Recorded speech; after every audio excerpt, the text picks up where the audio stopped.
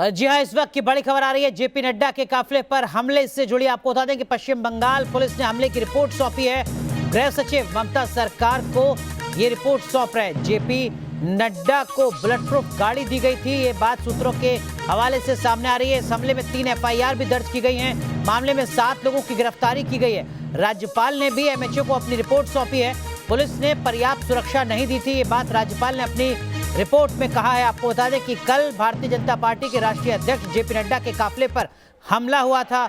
हमारे सहयोगी कोलकाता से उदय प्रताप हमारे साथ जुड़ रहे हैं।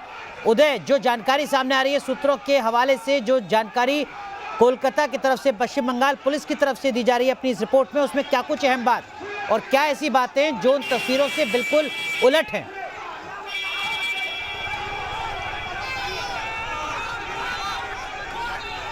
जी बिल्कुल, पश्चिम बंगाल पुलिस की ओर से मुख्यमंत्री ममता बनर्जी को एक रिपोर्ट सौंपी गई है। इस रिपोर्ट में जिक्र किया गया है कि जो जेपी नड्डा है उनकी सुरक्षा में किसी तरह की कोताही नहीं बरती गई थी।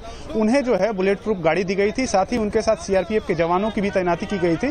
हालांकि पुलिस की ओर से इसे इनकार किया जा रहा है कि जो भी घटना हुई है उसमें बड़ी कोई घटना नहीं घटित हुई है, और इसे लेकर के मुख्यमंत्री ममता बनर्जी को रिपोर्ट सौंप दी गई है। इसमें बताया गया है कि अब तक जो पूरे घटना को लेकर के 3 एफआईआर दर्ज हुए हैं, 7 लोगों को अभी तक हिरासत में लिया गया है।